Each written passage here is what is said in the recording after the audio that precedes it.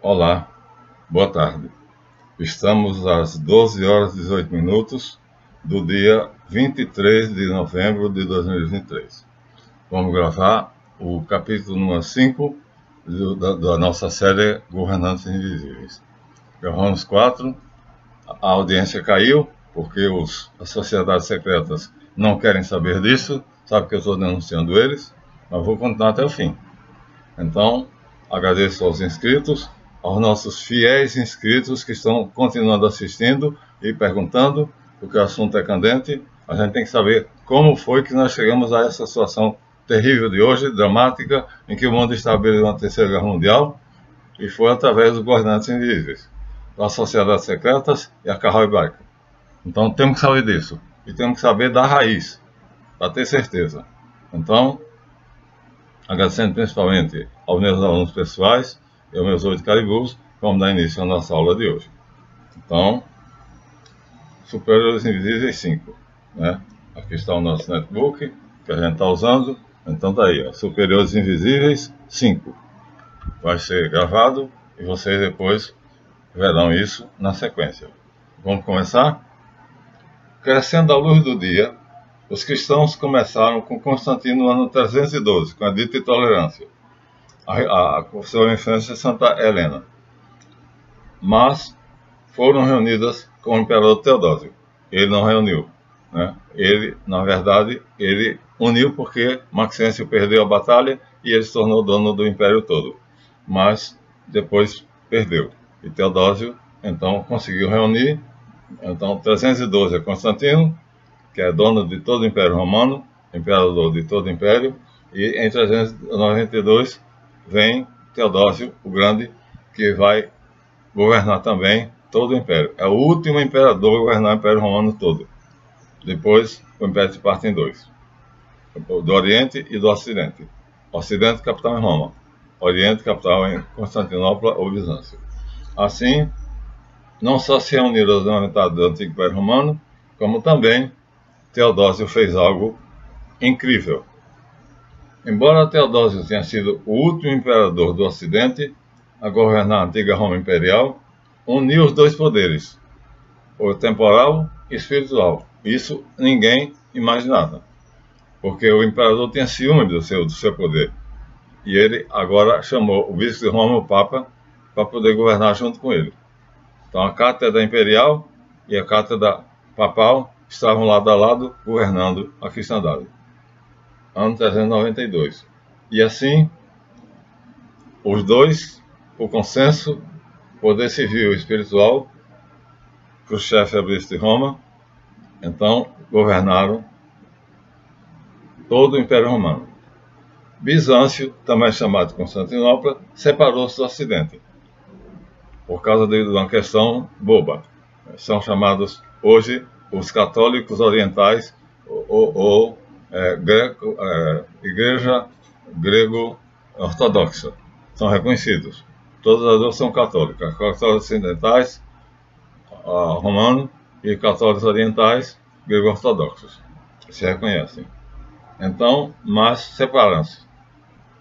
E, como Bizâncio, sem Roma, sem ajuda do Ocidente, não podia enfrentar os turcos, eles então pagavam a ouro, a sua independência, para os turcos não invadirem Constantinopla. De tal modo que Teodósio, então, a ele devemos a unidade, que depois se tornou agora a separação do Estado e da Igreja em todos os países do mundo, depois da Revolução Francesa. A Revolução Francesa vai ser a desgraça que nós vamos descrever detalhadamente. Aqui o nosso esforço é dar a vocês a base para vocês compreenderem o que foi essa desgraça, chamado o maior banho de sangue da história. Então, com Teodósio, com Constantino, então, ambos chamados grandes, em latim magno, vamos agora a alguém tão grande quanto eles. Vamos dar um pulo, de 392 vamos para o 800. Vamos encontrar, então, Carlos Magno, Charlemagne, neto de Carlos Martelo, capitão que reuniu os exércitos dos francos, que invadiram o Islã, e impediu de conquistá-los, deles conquistar a Europa. Eles queriam conquistar a Europa, invadiram o Estreito da Ibérico, a Península Ibérica, já disse Tariq, por Gibraltar, a Espanha e Portugal entraram na França. Mas aí Carlos Martelo reuniu os francos e algumas tribos que mandaram auxiliares, e aí na cidade de Poitiers ele fez um muro imbatível, empurrou eles de volta para a Península Ibérica. Assim, impediram o Islã de conquistar a Europa. E Carlos Magno é neto de Carlos Martelo. Então pertence à dinastia dos Carolíngios. Os Merovingios, então, desaparecem da história, surgem os Carolíngios. Ano 800 depois de Cristo. Muito bem. Aqui vamos mostrar um quadro que teria sido mais ou menos pintado para retratar a Batalha de Poitiers. Ó, não era brincadeira não, viu? Aqui o cidadão, esse montado em branco, devia ser Carlos Martelo, né? Com o martelo na mão mesmo, um machado na mão. Então, assim, nessa batalha, os mouros definitivamente tiveram que decidir conquistar a Europa, porque eles queriam ir até Roma, conquistar a Itália e tomar o lugar do Papa. Então, nessa batalha célebre, Poitiers na França, então, Carlos Martelo mostrou definitivamente o valor dos carolíngios. E agora estamos no seu neto, Charlemagne, que é, como se chama em francês, Carlos Magno. Então, este homem incrível, forte, alto, pertencente à dinastia francesa da Carolíngia, que substituiu a Merovingia, é o responsável por algo notável. Embora analfabeto, ele fazia um K de Carolus, não sabia ler, então ele assinava com um K, né? E bárbaro, porque os francos faziam parte do Império dos Bárbaros, ou seja, as tribos bárbaras se estabeleceram nas terras romanas pacificamente, por acordo. Então, né, os reinos bárbaros é uma história, é um capítulo da história da Idade Média. Mas então, analfabeto, bárbaro, Carlos Magno então decide se lembrar que Numa Pompílio tinha feito uma coisa que ele agora vai fazer igual. Ou seja, um colégio público que vai formar desde a alfabetização até a última fase de um cidadão que vai ser, se ele quiser ser um tecton, ou seja, um artífice, ele vai ser. Se ele quiser ser um arquiteto, um engenheiro, um médico, ele vai ser. Tudo gratuito. E onde Carlos Magno começou isso? Ele começou no seu próprio palácio. Dividiu o palácio em dois e construiu numa parte do palácio a chamada Escola Palatina. Olha só, ano 800 nós temos uma revolução. E daí vão surgir as universidades, viu? Seus ignorantes que acham que a Igreja Católica é contra a ciência.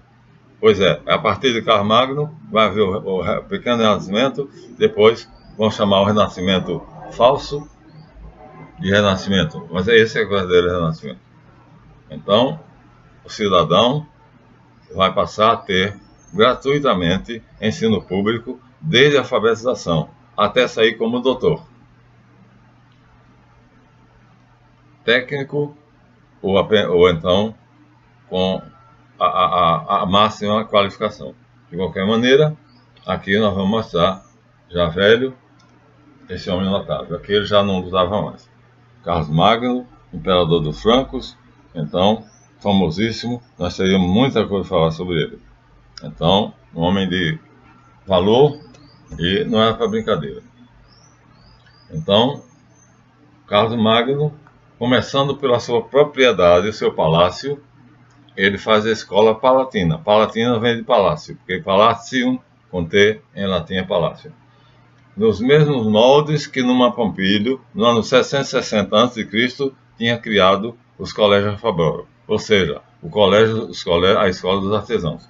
Ele imita, faz a mesma coisa. Foi mais longe ainda, aproveitando que, diferentemente de Numa Pompílio, que era sozinho, agora o Papa tinha organizado a cristandade feudal, então vai fazer o seguinte: ordena, como imperador, sob a autoridade pontifícia, que os mosteiros e os conventos façam o mesmo que ele fez no seu palácio.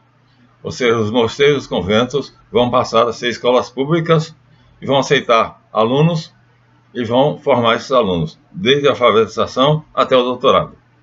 Isso, minha gente, é o início, ó, no ano 800. A partir do ano 1000, vai começar as universidades. E depois dizem que a Igreja Católica é fonte de ignorância. Então, assim, os reinos bárbaros da Europa vão se tornando cultos, imitando os romanos e os gregos, né, nos costumes, no vestir, e agora vão imitar na inteligência, na cultura. Vão poder ler. Os livros não vão ficar nos mosteiros, como aquele idiota colocou lá no Romance da Rosa, né, Humberto Eco, um idiota que não sabe de nada, mas é anticristão e é ateu. Então fez o Romance da Rosa, que um amigo meu chegou a acreditar que era verdade, que era idiotice. Então, monges e frades, subvencionados pelo imperador, que uniu todos os países que quiseram ser governados por ele, chamado Sacro Império Romano Germânico. Sacro, sagrado, porque o Papa estava do lado dele. Romano, porque era a ressuscitação de Roma. E romano germânico, porque ele uniu-se à França, uniu-se aos germanos, ou seja, aos anglo-saxões, aos alemães. Então, assim foi conhecido, né, esse homem como sendo imperador do Sacro Império Romano Germânico. Foi um resquício de Roma, um restinho de Roma. E aí, assim, ele abria novas frentes. Cada mosteiro, cada convento era obrigado a se tornar uma escola e mais. Convidava as freiras para construir hospitais e tratavam dos doentes. Assim, monges e monjas, frades e freiras, criaram o que hoje se chama Previdência Social. Não havia. Pobres e doentes eram acolhidos e tratados com dignidade. Não ficavam morrendo na rua. Melhor do que a nossa vivência atual. Ao mesmo tempo, a nobreza bárbara, que foi se tornando cada vez mais culta, cada vez mais assemelhando-se aos romanos, aos generais aposentados romanos que tinham terras, condes e barões, eles foram também eram reis, então foram assimilando, eles admiravam a Roma antiga, e essa admiração eles faziam no modo de vestir, no modo de agir, e agora no modo de conseguir compreender o mundo lendo livros antigos que estavam no mosteiro, porque eles antigamente queimavam. E Carlos Magno, então agora, manda tirar esses livros dos mosteiros, colocar à disposição de quem queira lê-los. É uma revolução, minha gente, cultural. É uma renascença de verdade. Essa é verdadeira. Então, e tem mais. Carlos Magno diz: não quero distinção entre ricos e pobres. Sentarão na mesma cadeira o filho do nobre e o camponês. Aquele que tiver mérito, esse chegará ao final e esse terá um emprego dentro do meu império. Será funcionário público. Pode ser qualquer governador de uma província, poderá ser prefeito, poderá ser capitão do exército, aquilo que for. Olha, o mérito pelo mérito. Então, aqui nós vamos dar agora o exemplo do que era um mosteiro feudal na Idade Média. Era uma pequena cidade. Aqui então vocês têm, aqui nós temos um exemplo de um mosteiro, vista aérea, né? Então aqui dentro fizeram escolas, fizeram hospitais, na época, então assim criaram a previdência social, né? Cuidaram dos pobres, dos doentes e educaram, né, os antigos bárbaros que se tornaram grandes eruditos, e vai aparecer mais tarde, né, Abelardo, vai aparecer mais tarde Dante Alighieri, tudo saído daqui, tudo começou aqui. Para quem não souber, né, agora aprenda. Isso à luz do dia, sendo feito para que todo mundo soubesse. Notável, né? Então, os antigos construtores leigos, quando os bárbaros invadiram ser chamados maçons, na época não eram chamados construtores, apenas isso, tecton. Então, eles ficaram perdidos depois da invasão bárbara. Por quê? Porque era Roma quem encomendava. Os ricos romanos, como Crasso, César e as grandes famílias ricas, encomendavam mansões, pontes, castelos, igrejas para eles. e depois da invasão bárbara eles não tinham mais o que fazer. Mas no ano 500 surge o Papa Leão Magno, que reorganiza o Império, e aí eles são convidados pelo Papa a continuarem a construir, agora para os bispos, arcebispos e os cardeais. Então eles têm emprego, aí eles vão perceber que a Igreja Católica não é inimiga, porque vão convidar eles para que eles tenham um salário justo, honesto, possam construir, sustentar a família, continuando aquilo que eles pensavam que tinha acabado. Não acabou. Só que eles passaram a conviver com os monges e os frades. Assim, unidos, religiosos e leigos, que sabiam arquitetura, gramática, como é que se diz? Geometria, e fizeram uma revolução. Minha gente, essa revolução, não sei como é que a maçonaria teve a coragem de chamar esses monges e frades e esses leigos de artesãos, sindicato dos artesãos. Olha, eles vão transformar as igrejas do estilo romano, ou românico, que tem o arco abobadado, no arco ogival, parecendo um foguete que vai à lua hoje. Isso é necessário fazer tirantes do lado de fora para sustentarem, porque o peso da construção, que é altíssima, vai toda cair sobre os tirantes. Esses tirantes vão ter que ser muito fortes para aguentar. E a catedral dentro fica parecendo vazia, leve. Dentro de uma catedral gótica, você tem a impressão que está dentro da casca de um ovo.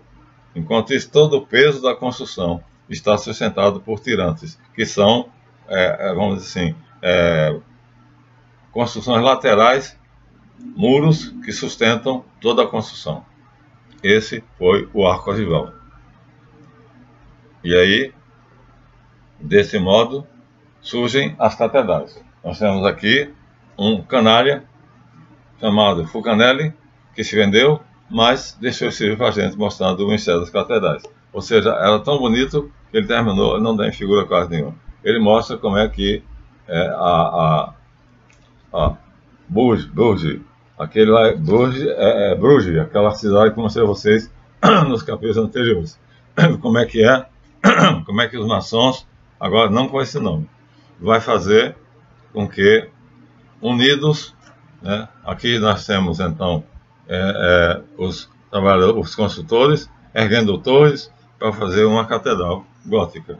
E eles vão mostrar aqui, ó, várias coisas feitas por frades, monges e não chamava maçom, chamava-se apenas texan, construtores. Agora dizer que são como é que eu posso dizer? Eles diziam, nós somos cultos, e eles não são. Meu Deus do céu, transformar o arco ogival no arcobotante é uma coisa, é necessário ter uma capacidade imensa. Já mostrei a vocês, aqui, por exemplo, nós temos um dos símbolos da alquimia. Ó, a escada de Jacó, que vai subindo, que na maçonaria fica em cima do altar. Aqui nós temos o anjo, e aqui nós temos o livro da alquimia, né? Que aqui está de maneira mais clara, transformou-se nisso aqui. Um esfinge lá nos fundos, uma vela, um corvo, um suposto laboratório alquímico, e aqui um crânio que o corvo já comeu, para significar transformação. Ou seja, a vida vem da morte, e o homem, o futuro, é um enigma, é um esfinge. Esse é o símbolo universal da alquimia. Então o Diota de Fulcanelli, pelo menos, nos deu esse prêmio, mas se vendeu. E houve outro que nos deu isso aqui, que é o livro das figuras hieroglíficas, que é por engano, tudo engano, tudo falso aqui, ó. Não tem nada de verdadeiro. E Jorge Benjó fez um álbum de cantores da música dele, fazendo com que esse álbum se chame Os Alquimistas. Ele não tem ideia do que era isso. Acho que ele estudou muito pouco. Aqui nós temos a capa do álbum do Jorge Benjó. E aqui foi tirado, ele retirou exatamente desse livro, Fulcanelli. A capa do álbum dele, chamado Os Alquimistas, e aqui está. Cada quadradinho, cada pedacinho dele tem explicação. Mas é falso. Tudo isso é falso. Tudo isso é enganação. Tudo isso é para atrair os cristãos incautos, ambiciosos e oferecer dinheiro para abandonar o cristianismo e se filiar a Carral e Baca, ficando ricos, assim vendendo a alma ao diabo. Desse modo, o arco romano, como eu disse, é substituído pelo arco botante ou arco ogival, em forma de uma mão em oração. Então, era necessário um imenso conhecimento de geometria, de matemática, de cálculo. A arquitetura mudou completamente. Então, a igreja românica parecia um forno de açapão. Agora vou mostrar a vocês a obra que pode ser apreciada ainda hoje na Europa, muitas delas. Uma catedral gótica. Está aqui. Não me lembrei de colocar se é Colônia, se é Bruges, né? Mas é uma catedral gótica. Gente, é uma coisa magnífica. Olha, imagina isso construído, né? E você não vê os tirantes aqui não. Subindo. Cada cidade competia. Cada nobre queria que a sua fosse mais bonita do que a outra. Havia uma verdadeira competição para saber qual era o rei ou nobre que tinha uma catedral mais bonita. Isso é estilo gótico. Gótico vem de godo, porque começa com eles, né? Isso é obra da maçonaria cristã, que aceitou então, tolerou Jesus Cristo. Eles não tinham um Cristo, eles tinham vários, mas tolerou, e os assim aceitaram mais alguma coisa. E os frades respeitaram a liberdade deles. Eles podiam continuar. E eles passaram uma cultura, aquilo que a Carral sabia. Eles sabiam. Eles sabiam. Porque eles eram herdeiros da mesma cultura que a Carral. E aí eles trocaram. Os monges passaram para eles os mistérios cristãos e eles passaram para os monges a sabedoria da Carral e Baca, sem os monges precisarem se venderem. Então, foi uma época linda, né, que durou 300 anos. Do ano 900 até o ano 1200. Há muitas pelo mundo. A última é a Catedral de Notre Dame, que foi incendiada recentemente. Minha gente, chamar isso aqui de artesãos e dizer que os maçons cultos são mais inteligentes é ser um idiota. Então, vendo que o convívio pacífico dos leigos construtores com a hierarquia da igreja feudal, o rei Edwin, né, da Inglaterra, no ano 900, nós temos documento, né, não mostrei porque já tem muita coisa em pouco tempo. Então ele reuniu também nas Ilhas Britânicas as duas ordens, a igreja católica, que tinha sido convertida, os britânicos tinham se convertido ao catolicismo, a Escócia e assim a ilha central, que é a Bretanha, e as ilhas ao lado, laterais, né? Então ele fez oficialmente, ele criou uma organização que mais tarde vai se chamar maçonaria. Ano 900. Nós temos todos os dados. Então, ainda não tem esse nome, mas logo mais terá. No ano 303, vai aparecer com o nome maçoneria. Aqui não. Aqui vai se tornar apenas uma ordem de construtores. Mas o próprio rei, Edwin, ele é o mestre de loja. Ou seja, ele é um maçom. E ele cria uma maçonaria que é cristã. Une leigos que são livres para aceitar Jesus ou não, o Deus que ele quiser, o Cristo que ele quiser, e eles passam a cultura deles, que a Carral e Baca achou que só ela tinha, mas eles tinham. Eles também, antigamente, eles eram servos da Carral. Aqui se libertaram. Uniu-se a igreja católica e eles se tornaram cristãos católicos, mas muitos deles aderiram. Muitos aderiram. Assim, historicamente, surgiu uma ordem de construtores, cujo mentor era o próprio rei Edwin, e os seus descendentes continuaram. Então, embora com outro nome, aqui já era a maçonaria cristã, da qual nós temos mais de 111 documentos, sendo mais famoso o poema Régios e a Carta de Bolonha, que eu já mostrei a vocês, mas vou mostrar de novo. Esse muro, portanto, a fusão da igreja com os construtores, então, barrou a Carral. Ela teve que ficar quietinha. Durante 300 anos, ela teve que ficar quietinha. Aí foi fazer o quê? Procurar a burguesia, criar a burguesia, que era os ricos que ficavam ricos, porque ela financiava a construção de cidades fora dos castelos e alugar mercenários para poder proteger os comerciantes. As feiras do castelo, os castelãos ficaram pobres, os burgueses ficaram ricos, e eles sabiam que eles eram aliados à Carral Hebraica. Começou a desgraça. A cidade passou a ser então governada pelos políticos da Carral, que ainda hoje são eles eleitos. São quem governa o mundo. Começou aqui. Porém, essa abjeta reunião de ambiciosos inimigos da cristandade, aqui nós temos, ó, esse é vendido. Esse também era órfão e foi levado por eles. Mas esse pelo menos respeitava a obra das catedrais. E foram atraídos pela Carral, mas porque deveriam ficar ricos. Mas o espírito do cristianismo não abandonou eles. Assim, nós vamos ver que as sociedades secretas, enquanto vão achar que vão atrair os cristãos ambiciosos com a Cabalá, aqui nós temos, ó, esse livro é de uma antiga sociedade chamada FEU, Federação de Estudos e Escolares. E nós temos aqui, é muito bom. E aqui uma respeitável autora, Tova Sender, muito bom. Então o que a Carral pensou que sabia e só ela tinha, ó, agora a maçonaria passa para os frades e monges. E hoje nós temos aqui, ó, Tova Sender é uma mulher fantástica. Aqui nós temos coisas, não dá para ir adiante. E aqui, esse, já não existe mais essa editora, mas ela era mensalista. Você vai um mês e mais 5 livros, um mês. Então assim, a Carral se destruiu. Ou seja, se destruiu não, mas foi desorganizada, foi frustrada.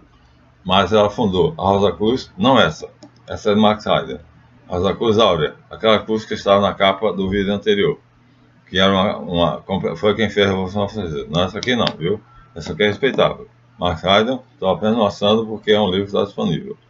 E porque eu não tenho nada sobre a Rosa Cruz Áurea. Ela não é super secreta. É uma sociedade duplamente secreta. A sociedade secreta divide em simplesmente secretas e duplamente secretas. Essa aqui, a Rosa Cruz de hoje, é simplesmente secreta. Mas a Rosa Cruz Áurea era duplamente secreta. E foi ela que fez a Revolução Francesa. Não foi a maçonaria.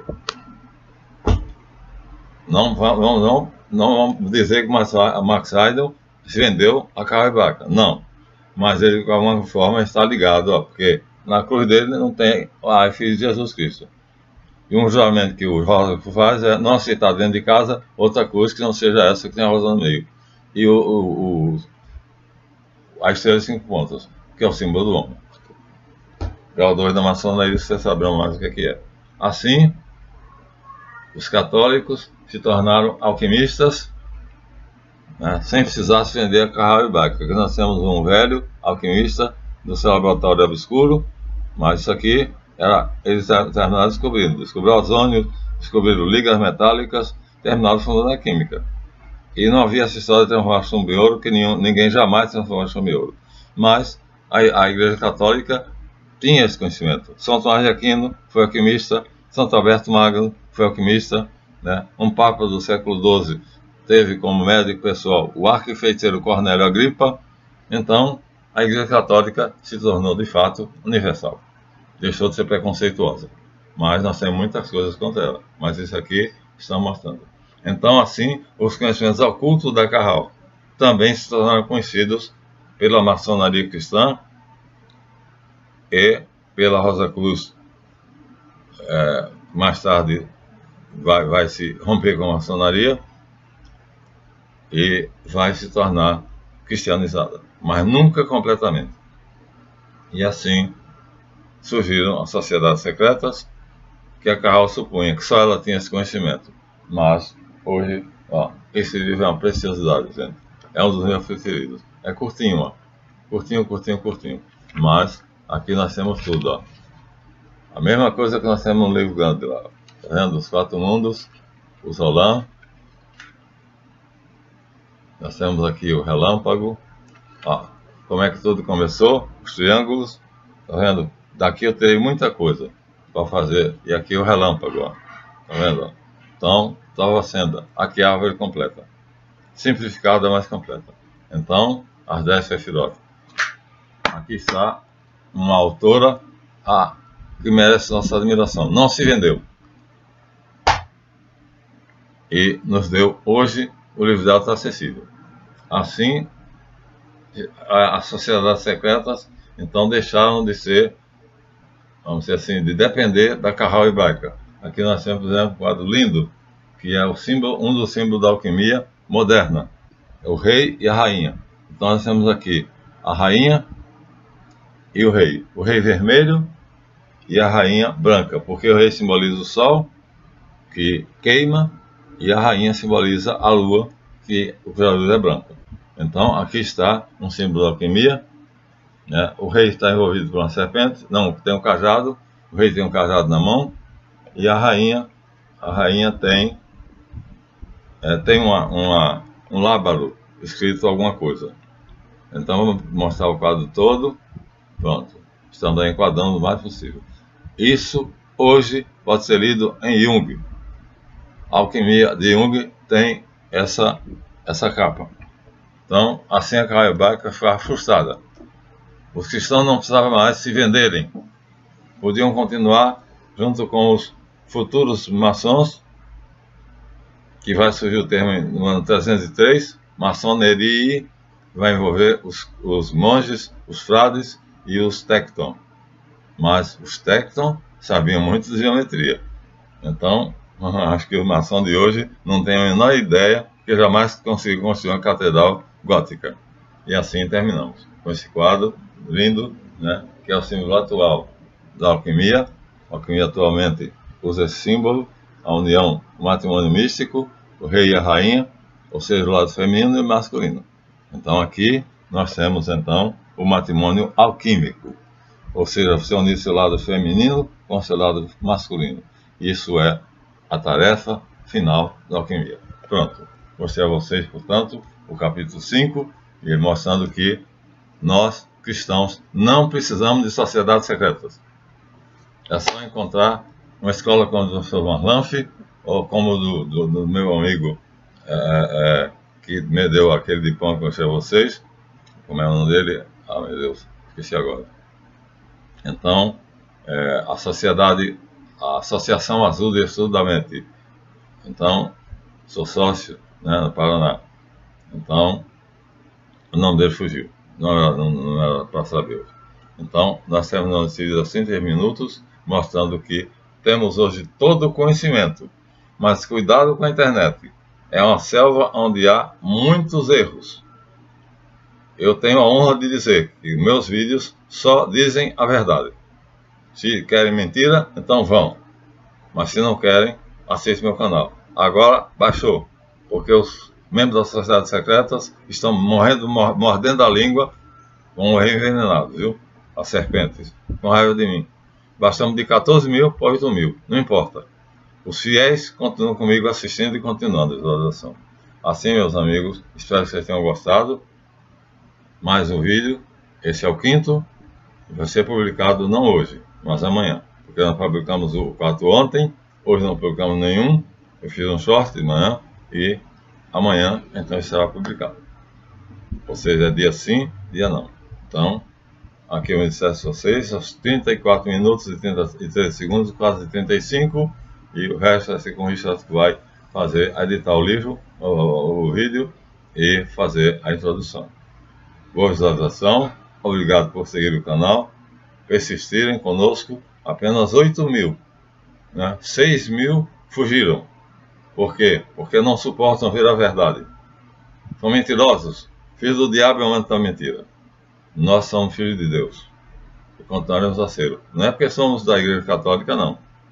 É porque o nosso coração é solidário, é fraterno como os frades e monges se associaram aos leigos que não adoravam Jesus Cristo, mas eles não se comemoraram com isso. Vocês são livres, adorem o que vocês quiserem. Nós vamos nos unir para fazer uma construção muito bonita. Fizeram as catedrais, que vão ser admiradas na Europa inteira. Então, vamos encerrar aqui e até o próximo vídeo, se Deus quiser. Né? Vamos continuar até o fim.